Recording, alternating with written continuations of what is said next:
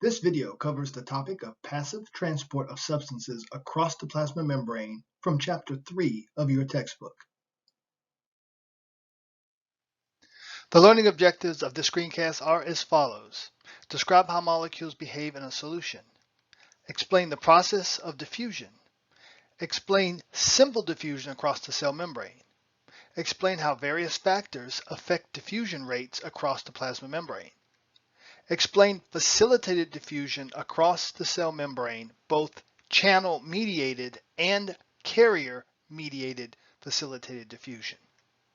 Explain specificity and saturability and relate these terms to facilitated diffusion. In addition, define osmolarity and osmotic pressure, explain osmosis as it relates to the cell membrane, define tonicity, and explain the effects of an isotonic, hypertonic, and hypotonic solution on a cell. We have discussed various processes that occur within cells such as reproduction, differentiation, protein synthesis, cell growth, as well as the production of energy by cells. To support these processes, cells must obtain certain molecules from the extracellular fluid, such as oxygen, glucose, amino acids, and ions, just to name a few. Cells also are constantly producing waste products such as carbon dioxide, various nitrogen-containing wastes, and other waste products. These waste products must be exported out of the cell across the plasma membrane. Cells also produce proteins and other substances which must be exported out of the cell, again, across the plasma membrane. Let us now discuss the various mechanisms by which substances are exchanged across the cell membrane. There are many processes used to bring substances across the plasma membrane, and they fall into one of two categories. If the cell needs to use energy to bring a substance across the plasma membrane, it is referred to as an active process because it requires the cell to use energy in the form of ATP. On the other hand, if energy is not required from the cell to move a substance across the plasma membrane, it is a passive process. Let's start our discussion by focusing first on the passive processes. These processes include simple diffusion, facilitated diffusion, and osmosis. Let's start with simple diffusion.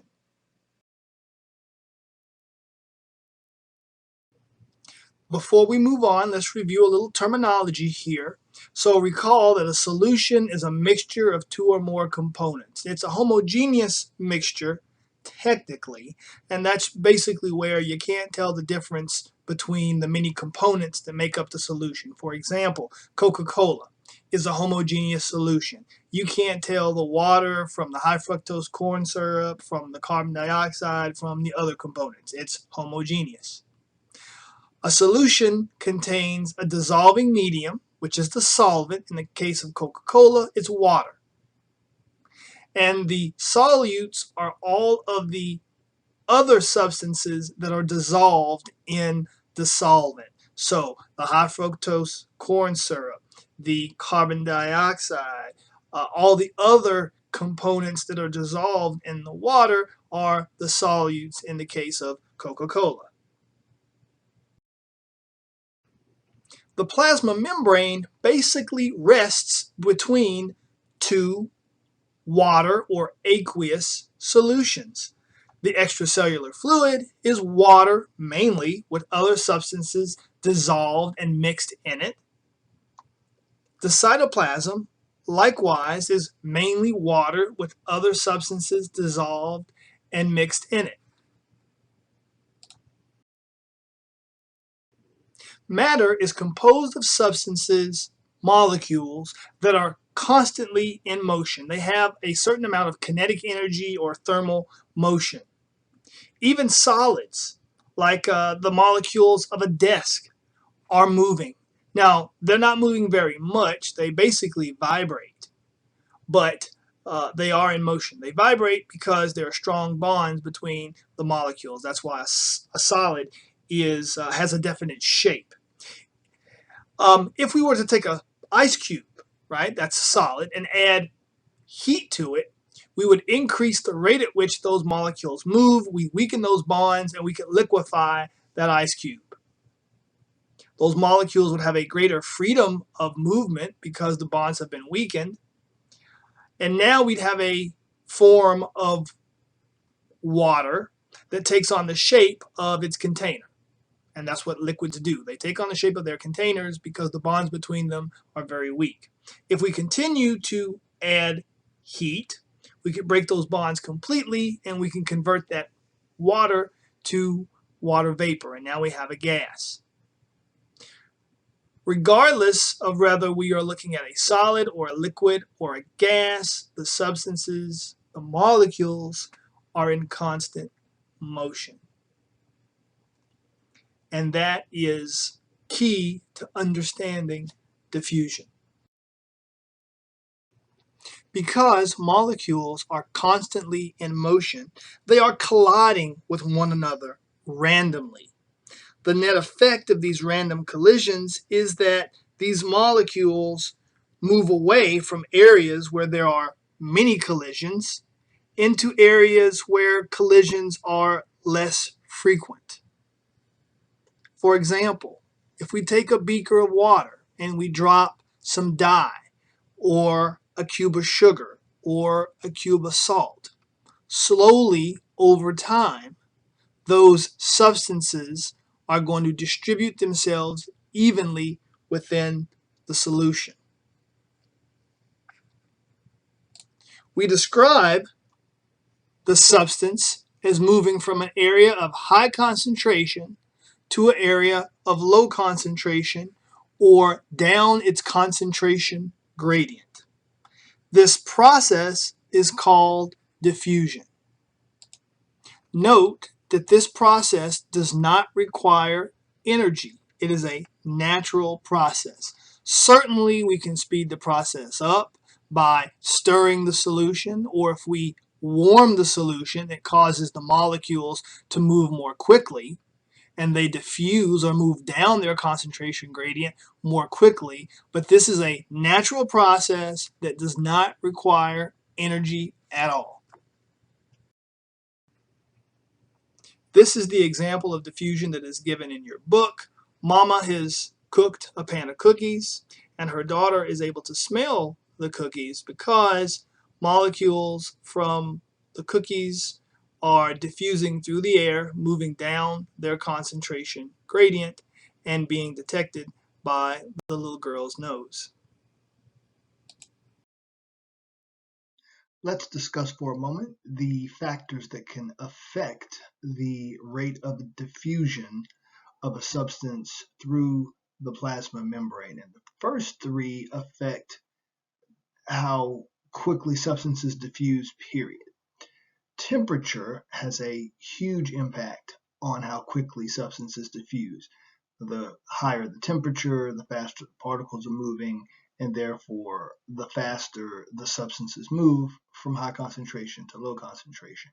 Molecular weight and particle size also affect diffusion rates. The smaller the size of a particle and the lower its molecular weight, the faster it moves, and therefore the faster it diffuses. Or conversely, you could say the greater the molecular weight and the larger it is, the slower it moves.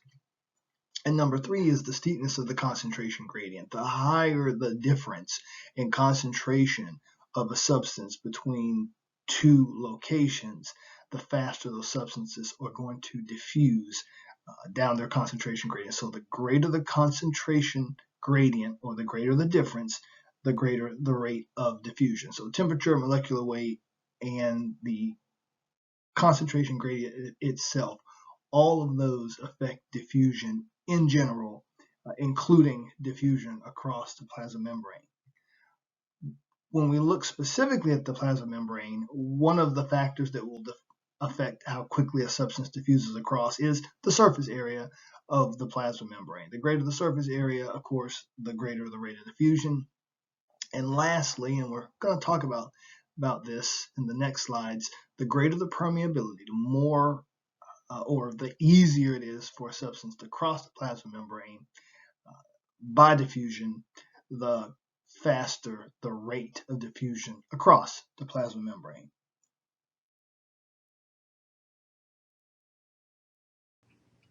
So now let's relate diffusion to the plasma membrane. Recall that the plasma membrane is a phospholipid bilayer. The hydrophilic polar heads face outward toward the cytoplasm and the extracellular fluid. And the hydrophobic tails, those fatty acid tails, which are nonpolar, make up the interior of the plasma membrane. Because the interior of the plasma membrane is composed of these hydrophobic tails, the plasma membrane resists the movement of polar molecules or charged particles across the plasma membrane. However, it allows nonpolar molecules, basically lipids, to cross the plasma membrane. So, what kind of substances can cross the plasma membrane by simple diffusion? The respiratory gases can. Oxygen and carbon dioxide are small and they're nonpolar molecules. Therefore, they'll cross the plasma membrane by simple diffusion, simply moving down their concentration gradient. Typically, carbon dioxide is greater inside the cell than outside the cell because the cell is constantly making carbon dioxide, so it diffuses out of the cell down its concentration gradient, and typically oxygen is greater outside the cell than inside the cell, so it will also diffuse down its concentration gradient, moving from the extracellular fluid into the cytoplasm. Other molecules that can also diffuse across the plasma membrane include fat-soluble molecules such as cholesterol and other lipid-soluble molecules. The second passive process is facilitated diffusion. So while nonpolar substances can cross the plasma membrane by simple diffusion, water-soluble substances, those which are charged, cannot cross the plasma membrane by simple diffusion. And that's because the interior of the plasma membrane consists of those nonpolar fatty acid tails. So ions, sugars, amino acids, all of which are charged, cannot cross the plasma membrane by simple diffusion. Membrane proteins must facilitate their diffusion across the plasma membrane by acting as channels or carriers. Some plasma proteins form channels. Channels are little tunnels through the plasma membrane.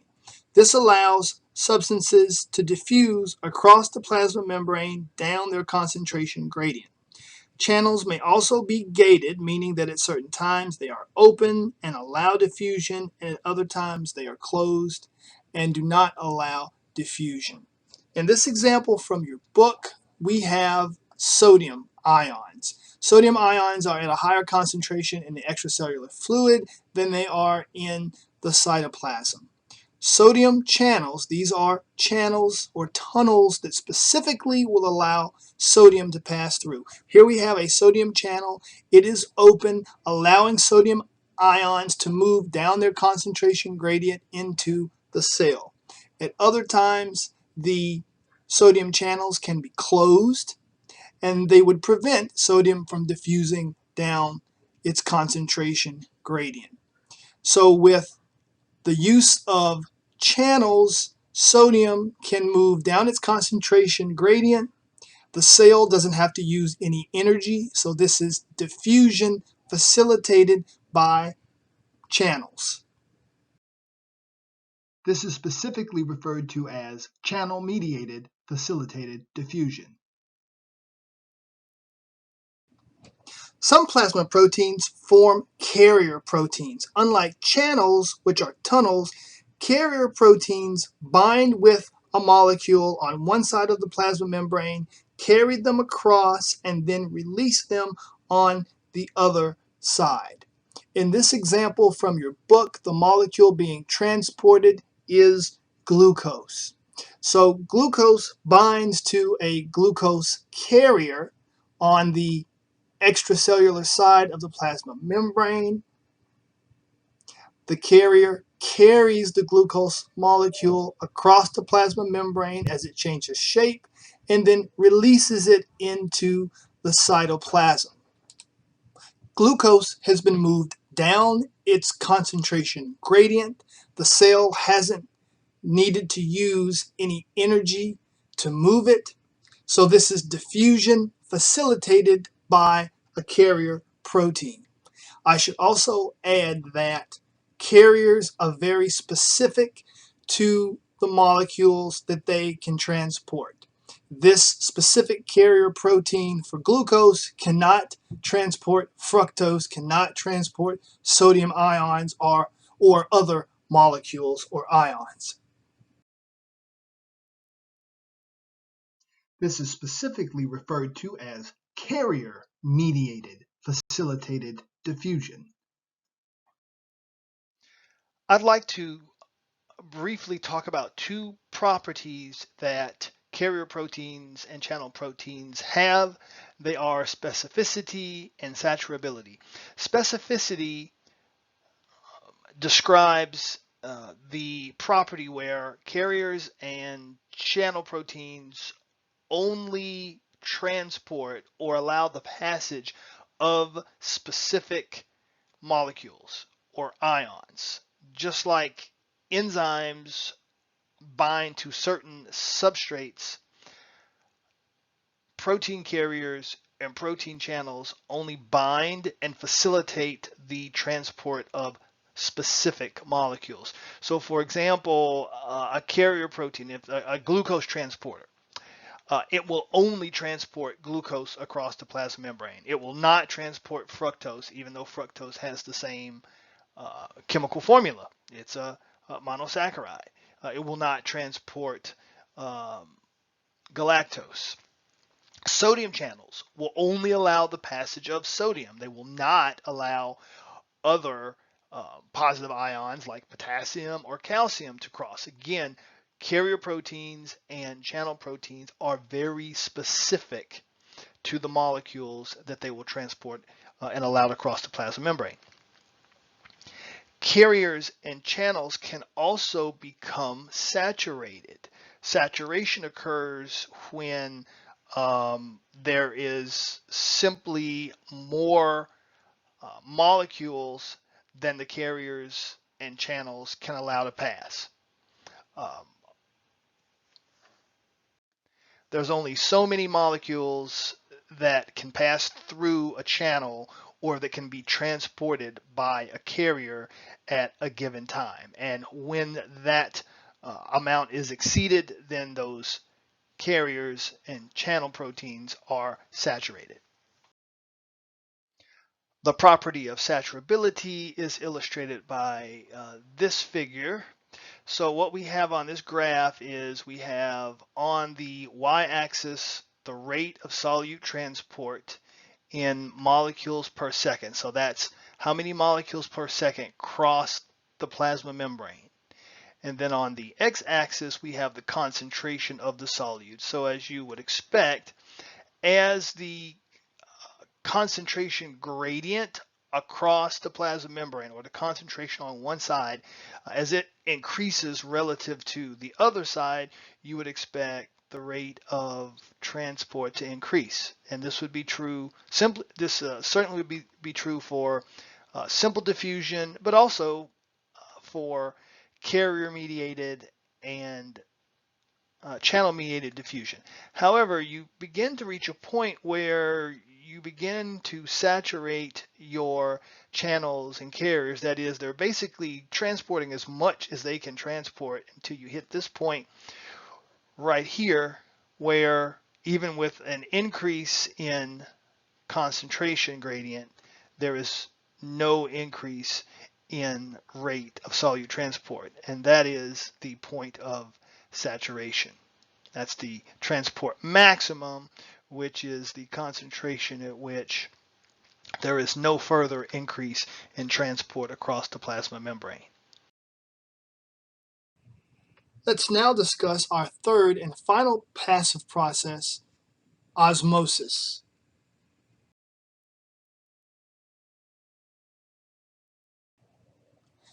Water is a charged molecule, a dipole, yet it can still cross the plasma membrane. Well, how is this possible?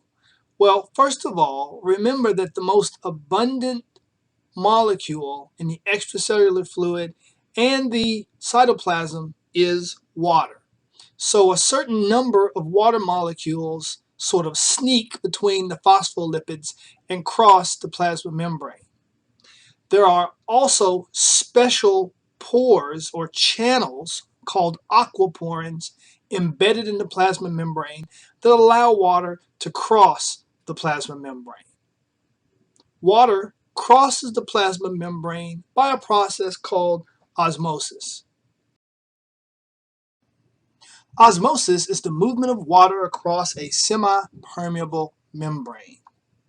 Water will move from low solute content to high solute content. Another way of saying that is water moves from low solute osmolarity to high solute osmolarity. Solutes that cannot cross the plasma membrane are called non-penetrating solutes. If a solute cannot move down its concentration gradient, it will attract water molecules which will move to dilute it. Osmolarity is the number of particles per liter of solution. So osmolarity is a measure of solute concentration. In this figure from your book, we have two solutions separated by a barrier. This barrier will allow molecules to cross, but not the solute, which is indicated as red spheres. So these red spheres, this solute, is a non-penetrating solute because it cannot cross the barrier between the two solutions. The solution on the left has an osmolarity of 200 particles per liter, and the solution on the right has an osmolarity of 300 particles per liter. So the solution on the right has a higher concentration of solutes than the solution on the left. Therefore, an osmotic gradient exists between the two solutions. Because the barrier between the two solutions will not allow the solute to cross and diffuse down its concentration gradient, water is pulled across the barrier by the solution with the higher osmolarity. Water moves by osmosis from the solution on the left to the solution on the right. The force created by the movement of the water by osmosis is called osmotic pressure. And water will continue to move until the solution on the right is diluted such that the osmolarities of the two solutions is identical.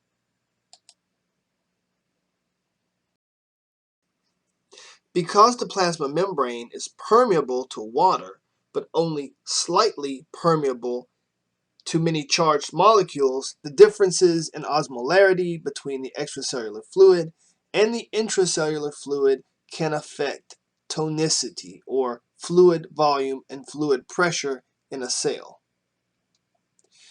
If the osmolarity, or concentration of solute in the intracellular fluid and extracellular fluid are equal, the cell is said to be in an isotonic solution. Iso means same, so same tone. Since the intracellular fluid and the extracellular fluid are isotonic, there is no net movement of water across the plasma membrane in either direction. If, on the other hand, osmolarity is greater in the extracellular fluid compared to the intracellular fluid, the cell is said to be in a hypertonic solution, and there will be net movement of water by osmosis out of the intracellular fluid and into the extracellular fluid, and the red blood cell will shrink.